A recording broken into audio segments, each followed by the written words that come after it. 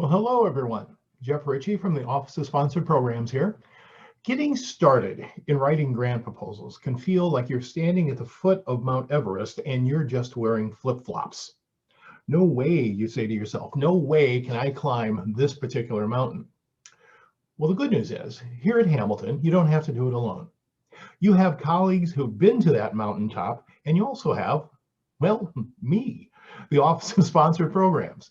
So this video is about the assistance that I provide to you when you're seeking grant funding. It all starts with a funding opportunity. Now, in another video, I'll talk in more detail about the different types of sponsors and what they expect you to bring to the table. But for now, know that there are broadly two good ways to find an opportunity for funding. The first is to keep your eyes open at conferences and when reading journals to see if someone's poster or article is the result of having been funded. It will often say so. If you're younger faculty, keep in touch with your dissertation committee and your cohort from graduate school. They might become your future collaborators. Another good way to find opportunities is to come talk to me. I have databases and sources of information where, if I know what you're looking for, I'll know where to go looking. And my colleagues at other institutions are generally happy to share this kind of information. You have your network and I've got mine.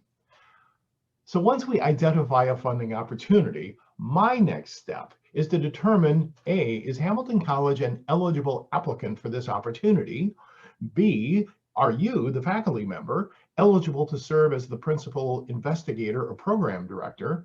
And C, can Hamilton really be competitive with this opportunity? The eligibility issues are often self-evident, but are we competitive? I'll do some digging to see who's been funded in the past, and if I see that other NESCAC institutions have been successful, I can assume that our chances are good too. But if all the prior awardees have been research-intensive institutions like Ohio State or MIT, then we should probably think twice about applying because we might just be out of our league. Not always, mind you, but maybe.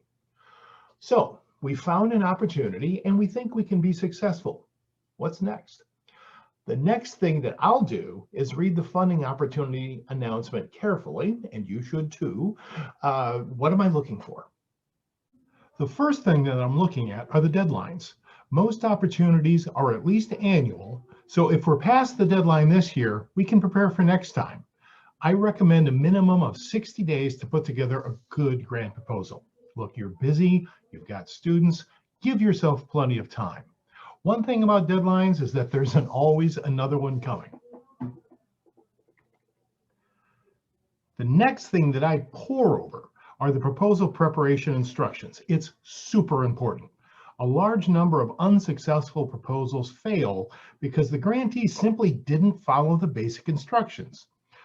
For the NSF RUI program, Research at Undergraduate Institutions, RUI, which is where this slide comes from, they even tell you what name you must give the files that you upload.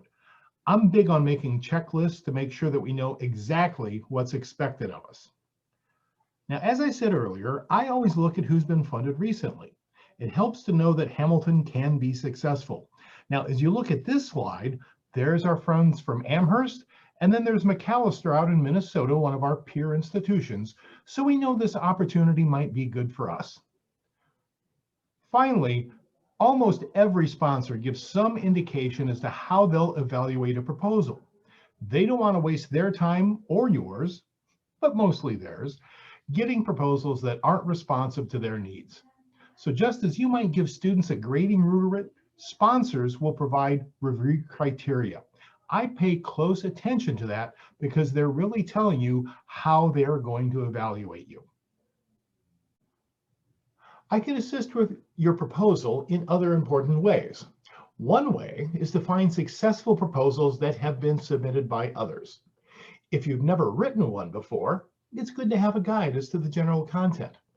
You know how I'm always looking to see who else has been funded? If I know somebody from one of those other schools, I'll ask if we can get a copy of their proposal. Most of the time, they provide it. Another important service I provide is in the writing of your budget. Sponsors have all sorts of requirements when it comes to how you can spend their money. And as you can probably imagine, the federal government takes a backseat to no one when it comes to rules and regulations. I'll make sure that the budget you submit meets those requirements. I'll also handle a lot of the institutional and administrative things like letters of support from Hamilton and other institutional information that the sponsor may require.